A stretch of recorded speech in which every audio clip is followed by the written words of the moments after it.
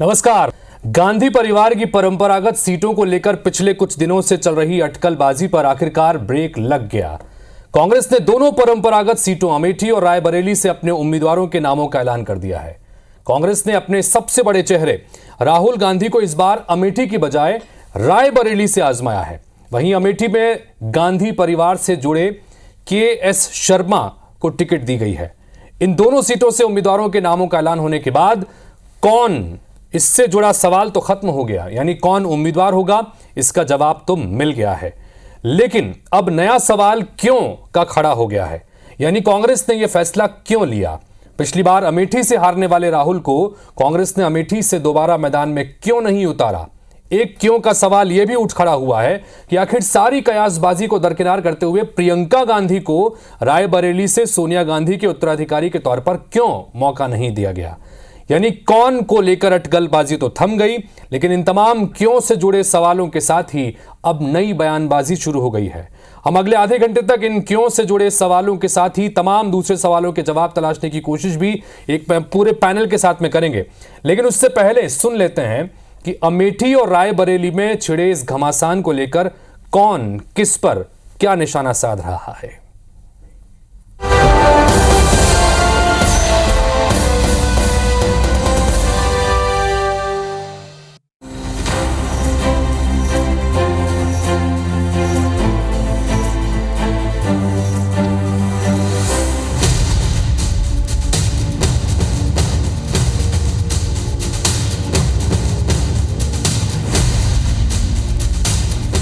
उनके सारे चेले चपाटे कह रहे थे अमेठी आएंगे अमेठी आएंगे, लेकिन अमेठी से भी इतना डर गए, इतने डर गए, वहां से भागकर अब रायबरेली में खोज रहे हैं रास्ता। ये लोग घूम घूम कर सबको कहते हैं डरो मत। मैं भी आज उन्हें कहता हूं और बड़े जी भर के कहता हूं, अरे डरो मत, भागो मत।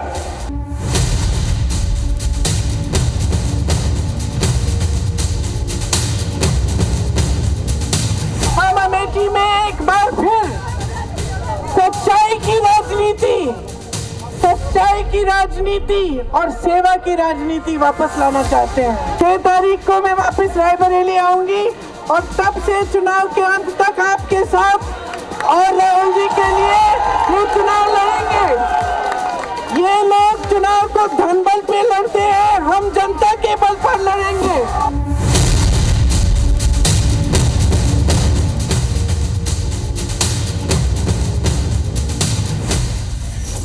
इतना ही कह दूं कि अमेठी से गांधी परिवार का ना लड़ना इस बात का संकेत है कि कांग्रेस पार्टी चुनाव में एक वोट पड़ने से पहले ही अमेठी से अपना हार स्वीकार कर चुकी है।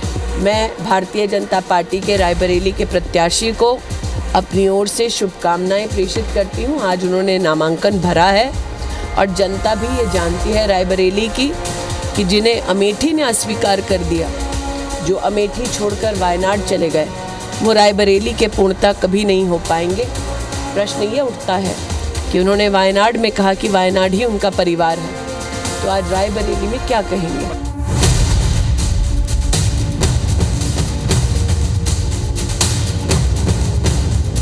कांग्रेस पहले तो तय नहीं कर पा रही थी कि क्या करना चाहिए। पिछली बार अमेठी से हार करके राहुल गांधी केरल तक भागे थे, वायनाड से वहाँ से हार की आशंका मान करके पहले अमेठी का मन बनाते रहे कि कांग्रेस ने जितने विकास में अवरोध पैदा किए, जितनी मोदी जी के बारे में हल्की बातें कही, एक एक बातों का हिसाब कांग्रेस को देना पड़ेगा और निश्चित हार रायबरेली से भी राहुल गांधी की होने वाली है।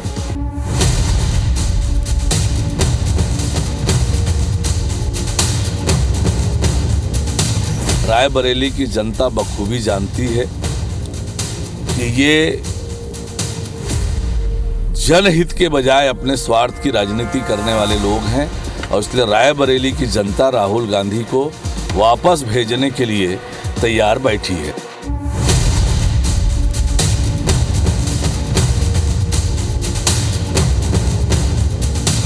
देखिए, राहुल गांधी जी देश के नेता हैं। वो चाहे देश के जिस सीट में भी लड़ना चाहे वो लड़ सकते हैं। इसमें अरुण साव का बयान कोई मायने नहीं रखता।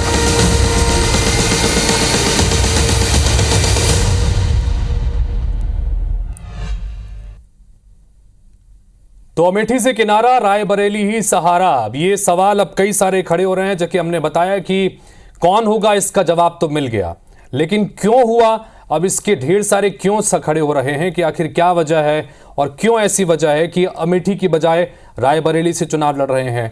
क्यों प्रियंका गांधी को मैदान में नहीं उतारा जा रहा है और क्या इसकी वजह से पूरे मध्य छत्तीसगढ़ के साथ साथ मध्य प्रदेश के साथ साथ उत्तर प्रदेश की सियासत पर भी इसका असर पड़ेगा। इन तमाम सवालों के जवाब तलाशने के लिए एक बड़ा पैनल हमारे साथ में जुड़ रहा है। संगीता शर्मा जी, जो कि कांग्रेस पार्टी की प्रवक्ता है, वो हमारे साथ में भोपाल से जुड़ रही हैं। अजय सिंह यादव, बीजेपी के नेता हैं, वो हमारे साथ में भोपाल से जुड़ रहे हैं। पल्लवी सिंह, भारतीय जनता पार्टी की प्रवक्ता हैं, जो इस वक्त यूपी से हमारे साथ में जुड़ रही हैं। विकास श्रीवास्तव जी, जो कि कांग्रेस पार्टी की प्रवक्ता हैं, आप भी हमारे साथ में यूपी से जुड़ रहे हैं। और विश्वदेव राय साहब, जो कि वरिष्ठ पत्रकार हैं, वो भी हमारे साथ में उत्तर प्रदेश से जुड़ रहे हैं। आप सभी का बहुत बहुत स्वागत है। सबसे पहले मैं जानना चाहूंगा विकास श्रीवास्तव जी आपसे ही, चूंकि यूपी की बात हो रही है और यूपी में जिन 2 सीटों पर पूरे देश की निगाहें टिकी हुई थी, आखिरकार उस पे नामों का ऐलान हो गया। राहुल गांधी अमेठी से नहीं लड़ रहे हैं, रायबरेली जा रहे हैं, यानी कि यह तय है कि अमेठी से कोई गांधी परिवार का सदस्य चुनाव नहीं लड़ रहा है। क्या वजह रही? देखिए, रणनीति के तहत राहुल गांधी जी ने अमेठी से चुनाव न लड़ने का फैसला लिया है और सबसे ज्यादा देखिए बौखलाहट का माहौल है भारतीय जनता पार्टी के बीच में। एक बेगैरत और बेमतलब के लोग अगर अमेठी के अंदर आते हैं और राहुल गांधी जी को ये चाहते हैं कि वो केवल अमेठी और उत्तर प्रदेश में ही समाहित रहे, तो इनको पता नहीं है राहुल गांधी जी जितने सॉफ्ट है, जितने ईमानदारी से वो इस देश की जनता के लिए उन्होंने 10,700 किलोमीटर चलकर जो मैनिफेस्टो तैयार किया, उसी तरीके से राहुल जी ने भी इस बार भारतीय जनता पार्टी की सारी रणनीति को फेल कर दिया। और रहा सवाल रायबरेली आदरणीय सोनिया गांधी जी की सीट है और ये सीट विरासत में नहीं मिली है, ये हमारी नैतिक जिम्मेदारी है। और आदरणीय राहुल गांधी जी इस देश के और कांग्रेस पार्टी के सबसे बड़े नेता है, इसलिए जो सबसे बड़ा सदस्य होता है उस सीट से चुनाव लड़ता है। आदरणीय सोनिया जी के स्वास्थ्य को के मद्देनजर उन्होंने राज्यसभा का रास्ते से संसद में आवाज उठा रही है जनमानस की। नहीं, लेकिन विकास जी यहाँ पर सवाल ये भी खड़ा कर रहे हैं, लगातार भारतीय जनता पार्टी भी सवाल खड़े कर रही है कि डर गए, इसलिए अमेठी में, चूंकि पिछली बार हार गए थे, अमेठी से चुनाव लड़ते रहे, इसलिए अमेठी छोड़ इस बार रायबरेली चल रहे हैं, सुरक्षित सीट से लड़ रहे हैं और प्रियंका गांधी को मैदान में नहीं उतारा है। बताइए। मैंने कहा ना कि राहुल गांधी जी की राजनीति में पूरी की पूरी भारतीय जनता पार्टी फंस चुकी है। राहुल जी का जो राजनीतिक खेल था, उस खेल में भारतीय जनता पार्टी उत्तर प्रदेश में हाफ हो चुकी है और पूरे देश से साफ हो चुकी है। और इस बौखलाहट में जिस तरीके से गैर जिम्मेदार बयान आ रहा है भारतीय जनता पार्टी का, अमेठी से जो लोग घुसे हैं, जिन्होंने अमेठी की जनता को छला है, जहां पर नफरत विघटन बंटवारे का षड्यंत्र करके अगर उन्होंने राहुल गांधी जी से अमेठी छीनी थी, तो आज अमेठी की जनता अपने आप को ठगा हुआ महसूस कर रही है। 13 रुपए किलो। ठीक है पल्लवी जी, जवाब दीजिएगा। विकास जी जो बात यहां पर कर रहे हैं उसका जवाब दीजिएगा। वो कह रहे हैं कि भारतीय जनता पार्टी की जमीन हिल गई है, न सिर्फ उत्तर प्रदेश में बल्कि देश भर में, इसलिए इस तरह के बयान दे रहे हैं। बताइए पल्लवी जी, क्या कहेंगे आप ये जो कुछ हुआ है कैंडिडेचर को लेकर? देखिए, जो स्थिति बनी हुई है कांग्रेस की, उसको देख के लग रहा है जमीन किसकी हिली हुई है। इतनी बड़ी पार्टी होके उत्तर प्रदेश में 17 सीटों पे सिमटी है, जिसकी 2 सीटें जिन्हें ये अपनी परंपरागत सीट बोलते हैं, वहां पे अब जाके एंड में इन्होंने सीधे नामांकन ही कह लीजिए करवाया है। और अमेठी में पिछली बार आपने देखा कि राहुल गांधी जी हार गए। विकास जी आ रहा हूं आपके पास में। विकास जी एक बार सुन लेते हैं और ओपनिंग स्टेटमेंट आ रहा हूं। विकास जी बीच में मत बोलिए, मैं बिल्कुल जी पल्लवी जी बोलिए। उसके बाद क्या हुआ, 2019 में हार गए। उसके बाद उन्होंने मुड़ के वहां देखा नहीं कि भाई ऐसा क्या हो गया कि जनता ने मुझे हरा दिया, और वहां से वो वायनाड चले गए, वायनाड में जीत गए। इस बार वही सेम चीज पलट रही है, वायनाड में हारने की स्थिति बन गई है। तो अब उनको पता है कि अमेठी में वो दोबारा जीतने वाले नहीं है। पिछली बार जो वोट का अंतर रह गया था वो बढ़ने वाला है, वो डबल ट्रिपल होने वाला है। तो वहां जाने का कोई मतलब बनता नहीं, कोई औचित्य बनता नहीं। इसीलिए परिवार से कोई आगे आया नहीं। उनकी जगह कोई और भी आ सकता था, क्योंकि हारने की स्थिति बहुत ही बुरी होने वाली थी। इसलिए परिवार की जगह किसी और को आगे कर दिया गया, दिखाने के लिए। चलिए संगीता जी बताइए, मौका देते हैं। पल्लवी जी कह रही हैं कि हार का डर था और वायनाड में हार का संकेत मिल रहा है, इसलिए वायनाड के चुनाव हो जाने के बाद अब दूसरी सीट की तलाश में थे और दूसरी सीट में भी जहां से लड़ते थे वहां की बजाय अब रायबरेली पहुंच रहे हैं। संगीता जी बताइए, अपनी बात रखिए। मैं पल्लवी जी से पूछना चाहती हूँ कि क्या प्रधानमंत्री जी डर रहे थे जो गुजरात छोड़कर यूपी आ गए? मैं इनसे ये पूछना चाहती हूँ कि पूर्व प्रधानमंत्री अटल बिहारी वाजपेयी जी डर रहे थे जो 3-3 जगह से चुनाव लड़ते थे? तो मुझे लगता है कि भारतीय जनता पार्टी का डर सामने आ गया है। डर भाजपा को, हमें डर नहीं, हम जनता के बीच में है। राहुल गांधी जी यात्रा के दौरान जनता के बीच रहे और सबसे बड़ा डर तो प्रधानमंत्री जी को इस बात का लगा कि उन्हें हमारा मैनिफेस्टो देखकर डर गए वो, क्योंकि 10 साल में जो उन्होंने वादे किए थे वो उनको पूरा नहीं कर पाए। अब हमने जो देश की जनता से वादे किए हैं, जिसको हम न्याय पत्र कह रहे हैं, हम जनता को न्याय देना चाहते हैं, तो उस न्याय पत्र को देखकर पूरी भाजपा डर गई है। तो उस डर के कारण प्रधानमंत्री जी अब पूरी देश की में मुद्दों को पलट रहे हैं। कभी कहते हैं हमारा मैनिफेस्टो जो है उसमें मुसलमान लिखा है, जबकि कहीं नहीं लिखा है। कभी हमने अल्पसंख्यक लिखा है तो वो ये अल्पसंख्यक मतलब मुसलमान बता रहे हैं। तो प्रधानमंत्री जी का जो अब संतुलन है जो वो इस बात से खराब हो गया है कि उन्हें डर लग रहा है कि अल्पसंख्यक नेता कौन कौन होते हैं वो ये नहीं समझ पा रहे हैं। क्योंकि हमारी पार्टी की तो विचारधारा शुरू से यही है कि हम सभी को साथ लेकर चलते हैं, सभी धर्म, सभी जाति, सभी। चलिए पल्लवी जी, चूंकि सीधे आप पर निशाना साधा था, लिहाजा मैं आपसे प्रतिक्रिया ले लूं। भारतीय जनता पार्टी ध्रुवीकरण करके, जी पल्लवी जी, ध्रुवीकरण करके चुनाव देखिए, कांग्रेस और समाजवादी पार्टी सदियों से तुष्टीकरण की राजनीति करती आ रही है। इन्होंने कभी गरीबों, महिलाओं, वंचितों, किसानों, इन सब के बारे, युवाओं के बारे में सोचा ही नहीं। और अब जब 2 बार से इनको सत्ता नहीं मिल रही है तो ये उन्हीं बातों को उठा रहे हैं कि हम इनका उत्थान करेंगे। गरीबों का उत्थान आप पहले भी कर सकते थे। आप 5 से 6 दशक तक आपने राज किया, तब आपने नहीं सोचा। आप अपने मैनिफेस्टो में लिखते हैं सबका वेल्थ असेसमेंट करेंगे। हमारे माननीय प्रधानमंत्री जी ने सिर्फ डिकोड किया है आपके मैनिफेस्टो को। उन्होंने बताया है कि आपने क्या लिखा है उसमें। आपने कर्नाटक में क्या किया? आप रिजर्वेशन की बात करते हैं कि हम रिजर्वेशन हटा देंगे। आपने कर्नाटक में क्या किया? रिजर्वेशन में से कुछ परसेंटेज, एग्जैक्टली मैं भूल रही हूँ कितने परसेंटेज, निकाल के आपने उनको अलग से एक विशेष वर्ग को दे दिया। सेम आपने आंध्र प्रदेश में करने की कोशिश की। तो ये सारी चीजें तो आप कर रहे हैं। भारतीय जनता पार्टी सर्वधर्म में विश्वास रखती है। कोई भी योजनाएं आती है वो भी सबके लिए आती है। अजय जी, उसमें कुछ भी स्पेसिफाई नहीं होता। अजय जी से बात कर लेते हैं, वो भी अपनी बारी का इंतजार कर रहे हैं। अजय जी, जानना चाहेंगे आपसे कि ये कांग्रेस पार्टी के विशुद्ध अपने आंतरिक विषय है कि वो कहां से किसको चुनाव लड़ाते हैं। अब जैसे ही राहुल गांधी की कैंडिडेचर का ऐलान हुआ, तमाम ऊपर से लेकर नीचे तक बड़े दिग्गज नेता जो हैं वो सब निशाना साध रहे हैं कि डर गए और ऐसा हो गया और भागिए मत, डरिए मत। क्यों इसकी जरूरत पड़ रही है?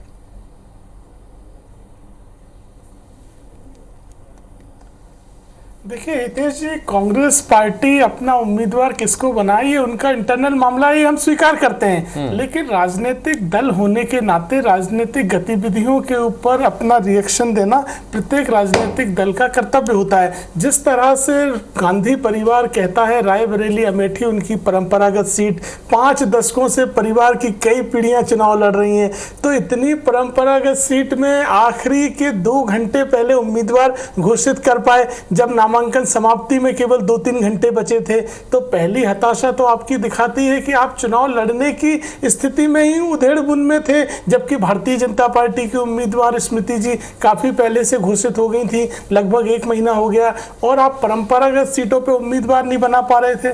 तो ये कहीं ना कहीं हताशा दिखाता है और हार का डर दिखाता है।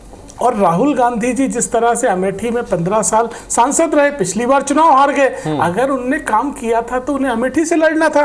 जिस जनता ने उनका काम देखा है, ठीक है विकास जी, इस पर सवाल आपसे मैं पूछूंगा। 3 बार जहां से सांसद रहे और पिछली बार चुनाव हार गए, तो ऐसे में जब दोबारा चुनाव लड़ना था तो अमेठी क्यों नहीं चुना? ये वाकई में बड़ा सवाल है। मैं आता हूं, लेकिन मैं चूंकि विश्वदेव जी को भी चर्चा में शामिल करता हूं, वो भी इंतजार कर रहे हैं। विश्वदेव जी, आपने दोनों ही पक्षों को सुना, लेकिन इन सब के बीच जैसा मैंने ओपनिंग स्टेटमेंट में जो सवाल उठाया कि कौन होगा, इसका जवाब तो मिल गया, लेकिन ये क्यों हुआ इसका जवाब वाकई में है कि आखिर अमेठी छोड़कर वो उनको क्यों रायबरेली भेजा गया, क्यों प्रियंका गांधी मैदान में नहीं उतरी? आप चूंकि जमीनी तौर पर लंबे समय से पत्रकारिता कर रहे हैं, आपको क्या लगता है क्या वजह इसके पीछे?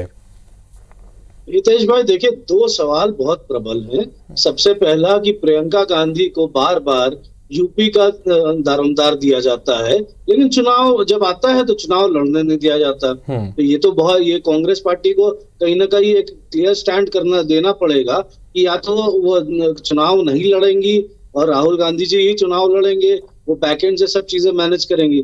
दूसरा, ये जो रायबरेली और अमेठी के बीच की बात है, अमेठी से लड़ते हम लोग तो हमेशा चर्चा करते आए हैं कि एक बार हार गए, अगर कोई हार भी गया तो दोबारा तो मौका मिलता। वहां ग्राउंड रिपोर्ट आपने मंगवाई, ग्राउंड रिपोर्ट में आपको मालूम चला कि आप अमेठी से स्मृति ईरानी के खिलाफ एंटी इनकम्बेंसी की अगर है, जो इंटरनल रिपोर्ट्स आपकी आई कांग्रेस की, तो आपको लड़ना चाहिए था। वहां से आप हटके आप रायबरेली सीट आ गए, जिसको आप क्लियर सीट मानते हैं। लेकिन हितेश भाई एक सवाल और है, एक सवाल ये है कि 2019 में रायबरेली और अमेठी से बसपा का कोई कैंडिडेट नहीं था, समाजवादी पार्टी कोई कैंडिडेट नहीं देती थी, लेकिन इस बार अमेठी से भी कैंडिडेट है और रायबरेली से भी कैंडिडेट है। दोनों एक रायबरेली से यादव कैंडिडेट है और अमेठी से चौहान साहब है, नंद सिंह चौहान। तो ये त्रिकोणीय मुकाबला हो रहा है वहां पर। और रायबरेली में जब पिछली बार सोनिया गांधी जीती थी तो 1.5 लाख मतों से जीती थी। उनके खिलाफ जो दिनेश प्रताप सिंह जो इस बार भी चुनाव लड़ रहे हैं राहुल गांधी के खिलाफ, वो सिर्फ 1.5 लाख मतों से आते, उनको भी 3.5 लाख मत मिले थे वहां पर, जबकि ये सारी पार्टियां एक साथ थी। तो मैं समझता हूं 2019 का चुनाव ज्यादा डिफिकल्ट था भाजपा के लिए बनाम 2014 में तो लहर थी, लेकिन 2019 बिल्कुल आप जो बात कर रहे हैं ठीक इस वक्त स्क्रीन पर एक ग्राफिक्स चला भी रहे हैं, ये 2019 के आंकड़े हैं। रायबरेली का रण जो हम चला रहे हैं, सोनिया गांधी चुनाव जीती थी 1,67,000 के करीब वोटों से, और वोटिंग परसेंटेज जो ओवरऑल हुआ था वो 56% था, और भारतीय जनता पार्टी का वोट परसेंट काफी बढ़ा था। उसको लेकर भी सवाल है। विकास जी क्या कहेंगे इस पर, जो बात अभी यहाँ पर विश्वदेव जी भी कह रहे हैं कि क्या वजह थी कि यहाँ पर प्रियंका गांधी जब पिछली बार भी विधानसभा चुनाव हुए तो लड़की हूं लड़ सकती हूं का नारा लेकर आती हैं, लेकिन खुद चुनाव नहीं लड़ती हैं। इस बार फिर से लगातार उनके चुनाव लड़ने की अटकलें थी कि रायबरेली से क्या सोनिया गांधी की विरासत को आगे बढ़ाएंगी, फिर वो चुनाव नहीं लड़ रही है। क्या रणनीति है विकास जी? देखिए, कांग्रेस पार्टी में जो फैसले होते हैं वो शीर्ष नेतृत्व के द्वारा तय होते हैं। आरोप कुछ भी लगाओ, CWC का फैसला जो होगा उसको स्वीकार किया जाएगा। ये तो बहुत दिनों से चिल्ला रहे थे कि राहुल गांधी जी क्यों नहीं अमेठी से लड़ रहे हैं, गला पक गया इन लोगों का। प्रधानमंत्री स्वयं अपने राजनीतिक कद और हैसियत से नीचे उतरकर राहुल गांधी और अमेठी चिल्ला रहे हैं। अभी खुद मैंने देखा आपके चैनल पे, इनकी बौखलाहट बता रही है कि इनके पास अपने विकास के कार्य बताने के लिए कुछ नहीं है। इनके पास केवल 400 सांसद की मांग है, क्योंकि इनको चाहिए भारत का संविधान जला देना है। बाबा साहब का जो संविधान है, पवित्र ग्रंथ है, उसको जला देना है। देश के लोकतंत्र को घुंघरू पहना करके एजेंसियों को, संस्थाओं को अपने घुटने टिकवा देना है। इनका षड्यंत्र है कि कर्नाटक में जाकर ये चुनाव लड़े, पर जीत नहीं पा रहे हैं तो 3000 लड़कियों के साथ व्यभिचार करने वाले एक दल के साथ में जुड़ के इन लोगों ने सोचा कर्नाटक से भारतीय जनता पार्टी का झंडा गाड़ेंगे, पर वहीं से इनका झंडा उखाड़ के फेंक दिया जनता ने। साउथ इंडिया और पूरे भारत से ये साफ हो रहा है और उत्तर प्रदेश से हाफ हो रहा है, क्योंकि राहुल गांधी जी की ये रणनीति है। राहुल गांधी जी ने जो मैनिफेस्टो बनाया है, उस मैनिफेस्टो का अक्षरांश पालन ना हो, क्योंकि विकास जी उसी रणनीति को तो हम जानने समझने की कोशिश कर रहे हैं। चलिए, आप सवाल मेरा ये था आपसे विकास जी कि क्या वजह है कि प्रियंका गांधी को मैदान में नहीं उतारा जा रहा है। चलिए, मैं संगीता जी से समझने की कोशिश करता हूं, फिर अजय जी आपके पास में आ रहा हूं। संगीता जी, क्या वजह है प्रियंका गांधी को मैदान में उतार नहीं रही ये पार्टी? और ये चाहते हैं कि प्रियंका गांधी को किसी एक लोकसभा में फंसाया जाए, और ये षड्यंत्र इनका। मुझे तो ये लगता है भारतीय जनता पार्टी को प्रियंका गांधी को उतारने के लिए क्यों बोलना पड़ रहा है। ये तो हमारी पार्टी का विकास जी सुन लेते, चलिए संगीता जी को सुना। एक मिनट विकास जी रुक जाइए। विकास जी एक मिनट, संगीता जी सुन लेते हैं, आपकी पार्टी की प्रवक्ता है, बोलिए। बोलिए संगीता जी। देखिए, भारतीय जनता पार्टी बड़ी परेशान हो रही है। उन्हें लग रहा है प्रियंका गांधी को क्यों नहीं प्रियंका गांधी जी को क्यों नहीं उतार रहे हैं? तो भाई ये तो हमारी पार्टी का इंटरनल मामला है। हम किसे चुनाव लड़ाएं, किसे चुनाव ना लड़ाएं, कौन कहां से लड़ रहा है, ये हम कह रहे हैं। हम तो आपसे नहीं पूछ रहे कि प्रधानमंत्री जी गुजरात छोड़कर यूपी क्यों आ गए। हम तो आपसे नहीं पूछ रहे हैं अमित शाह जी कहां से चुनाव लड़ रहे हैं। और आप परिवारवाद की बात करते थे, आपकी पूरी लिस्ट में परिवारवाद दिखाई दे रहा है।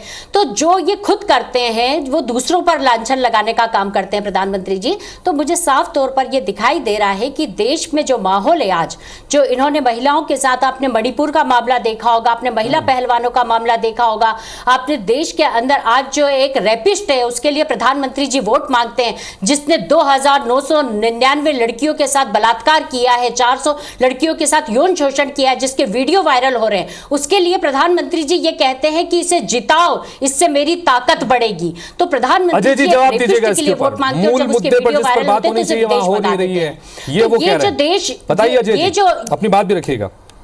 नहीं, मैं आपको पूरी बातें बताऊंगी।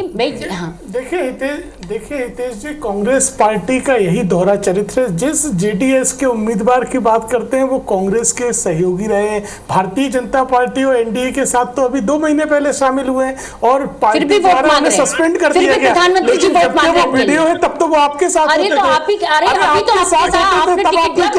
करी? तब आपने क्या कार्रवाई करी? और आज आपके प्रदेश अध्यक्ष पटवारी जिस तरह से पूर्व मंत्री देवी के मामले में बात करते हैं, आपका तो चरित्र सामने आ गया। आपका तो चरित्र सामने आ गया। क्यों नहीं उतारे? क्यों डरे हुए थे आप वहां पर? अध्यक्ष जीतू पटवारी, गलत है, यही तरीका गलत है। भारतीय जनता पार्टी पुरानी बातों को निकालती है और सामने जो है वो नहीं बताती है। आप तो जम्मू कश्मीर की बात कर लीजिए, धारा 370 की आपने बात की थी, आप अपने भाजपा के कैंडिडेट वहां पर नहीं उतार। चलिए मुद्दे पर आते हैं, मुद्दे पर आते हैं। मुद्दा जो है आज, मुद्दा जो है वो अमेठी और रायबरेली है। देश के बहुत सारे मुद्दों पर चर्चा हम लगातार। अजय जी, संगीता जी, मैं आपको अमेठी पर लेकर आती हूँ। मैं कह रहा हूँ हितेश जी, हम अमेठी पर आ जाते हैं। हम अमेठी पर आ जाते हैं और अमेठी के बारे में मैं आपको बता देती हूँ कि जो मीडिया रिपोर्ट हमारे पास सामने आ रही है, उस मीडिया रिपोर्ट में साफ साफ कहा गया है कि अमेठी की जनता राहुल गांधी को बुला रही है। चलिए ठीक है, मैं एक सवाल विश्वदेव जी, 2 घंटे पहले आ जाइए। चलिए विश्वदेव जी, एक सवाल आपसे करना चाह रहा हूँ, थोड़ी सी आवाज कम कीजिएगा इनकी। कांग्रेस पार्टी जी, विश्वदेव जी, सवाल मेरा ये आपसे कि चलिए ये कैंडिडेचर का ऐलान तो हो गया और चुनाव के पहले अजय जी एक मिनट, अजय जी एक महत्वपूर्ण सवाल। विश्वदेव जी, मेरा सवाल आपसे है, विश्वदेव जी, जीतोगे क्या? 15 सीटों पर चुनाव लड़ रहे हो। आवाज कम कीजिए अजय जी, प्लीज एक मिनट। विश्वदेव जी, सवाल आपसे ये है कि चूंकि अब कैंडिडेचर का ऐलान हो गया, राहुल गांधी का ऐलान हो गया है, वो रायबरेली चुनाव लड़ रहे हैं लेकिन अमेठी से नहीं लड़ रहे हैं। लेकिन मैं ओवरऑल अगर पूरे उत्तर प्रदेश के चुनाव अभियान से जुड़े हैं, पूरे 7 चरणों में चूंकि यहां पर वोटिंग होनी है, अब इनको मैदान में उतरने का क्या समाजवादी पार्टी और कांग्रेस के गठबंधन को इससे फायदा मिलेगा? आगे आप इसको किस तरह से देख रहे हैं? हितेश भाई, देखिए एक बात इसमें मैं जोड़ूंगा। हाँ, अखिलेश यादव को चुनाव नहीं लड़ना था, ये पहले से तय हो रहा था, लेकिन अंततः अखिलेश यादव कन्नौज से जब मांग उठी तो वो लड़ने चले गए। उन्होंने नामांकन भर दिया और अपने पहले जो भाई को लड़ा रहे थे वो खुद आ गए लड़ने। Leader should lead by example, ये हमेशा कहा गया है। जब आप पूरे देश के नेता बनने जा रहे हैं, आप अपने कैंडिडेचर पे इतना लेट कर रहे हैं। आपने यूपी में 17 सीट ली है इंडिया गठबंधन में, आपका एक मैसेज जाना चाहिए। तो मुझे लगता है राहुल जी और प्रियंका जी ने जिस तरह से नामांकन करवाया है, अमेठी से उनके केएल शर्मा जी का कराया है और खुद रायबरेली से कराया है, तो ये मैसेज थोड़ा वीक हुआ है, थोड़ा कमजोर मैसेज गया है। जबकि अखिलेश यादव की तरफ से बहुत स्ट्रांग मैसेज गया है कि नहीं, मैं कन्नौज से लड़ूंगा और मैं जीतूंगा। मैं वो उनकी पत्नी वहां से निर्विरोध एक बार चुनी गई और दूसरी बार हार गई। तो सुब्रत पाठक जो वहां से कैंडिडेट है, उन्होंने हराया भी था। तो ये सारे मैसेज, मिक्स्ड मैसेज जाना, ये इंडिया गठबंधन और कांग्रेस के लिए खास तौर पे ठीक मैसेज नहीं जा रहा है उत्तर प्रदेश के हिसाब से। और उत्तर प्रदेश में जब बीजेपी 80 के टारगेट की बात करती है और आप अपनी 2 सीटों पे जो आप जीतते आ रहे हैं इतने दशकों से, उस पे आप कैंडिडेचर बिल्कुल। विकास जी, यही सवाल जो विश्वदेव जी कह रहे हैं, वही सवाल मेरा आपसे। चलिए, आज नामांकन जमा करने का आखिरी दिन था और आज इस नाम का ऐलान हुआ। ये 2 सीटें थी, परंपरागत सीटें रही हैं और गढ़ रहा है कांग्रेस पार्टी का। क्यों नहीं दमदारी से बहुत पहले ही इस जगह पर नाम का ऐलान कर दिया गया? चाहे जिस सीट से चुनाव लड़ने थे, क्यों नहीं पहले कर दिया गया? और ये जो देरी हुई, क्या इससे नुकसान नहीं होगा विकास जी?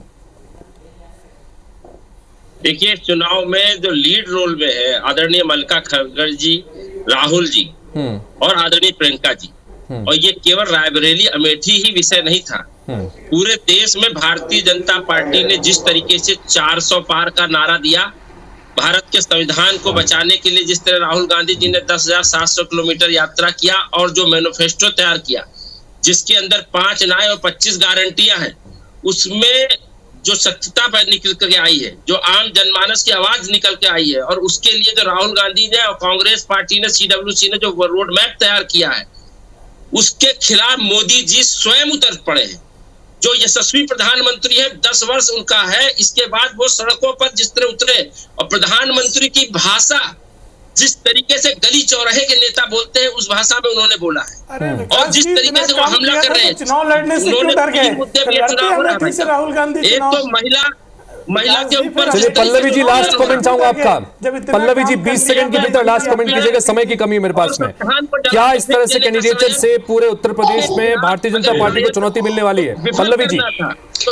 कोई चुनौती नहीं मिलने वाली है, क्योंकि भारतीय जनता पार्टी जनता की आवाज है और जनता ने नारा दिया 400 पार का। अभी विकास जी बोल रहे थे कि 400 पार की बात क्यों कर रहे हैं भाई? हमें डिक्टेशन में पास होना है, 33% पे जीने वाले लोग नहीं है, इसलिए 4। और आप लोग ऐसे झूठ बहुत है। चलिए पल्लवी जी का कहना है कि डिस्टिंक्शन में पास होना है। संगीता जी फाइनल कमेंट चाहूंगा, 20 सेकंड में खाली बात रखिएगा। संगीता जी। देखिए, इनको बहुत गर्व हो गया है और उस गर्व के कारण ये 400 पार की बात कर रहे हैं। देश की जनता इन्हें जवाब देगी कि अग्निवीरों के साथ इन्होंने क्या किया, बहनों के साथ इन्होंने क्या किया, 2 करोड़ रोजगार देने का क्या किया, देश के अंदर महंगाई कम करने की बात की थी, उसका क्या किया। तो प्रधानमंत्री जी तो चेहरा दिखाने लायक नहीं बचे। और चलिए कुल मिलाकर यहाँ पर आरोप प्रत्यारोप का सिलसिला लगातार चल रहा है, दावे प्रतिदावे लगातार हो रहे हैं, लेकिन आखिरकार कांग्रेस पार्टी ने अपनी 2 सीटों पर भी पत्तों का ऐलान कर दिया। आखिरी समय में किया। क्या इससे नुकसान होगा? और जो ये नया दाव खेला है कि अमेठी की बजाय रायबरेली से राहुल गांधी चुनाव लड़ रहे हैं, इसका आने वाले समय में किस तरह से असर होगा? और प्रियंका गांधी को नहीं उतारकर क्या पूरे देश पे फोकस कराना चाहती है पार्टी? कई सारे सवाल हैं, जवाब तलाशने की हमने कोशिश की। फिलहाल आप सभी का बहुत बहुत शुक्रिया चर्चा में शामिल होने के लिए, अपनी बात रखने के लिए। तो इसी के साथ फिलहाल इस बुलेटिन में इतना ही। नमस्कार।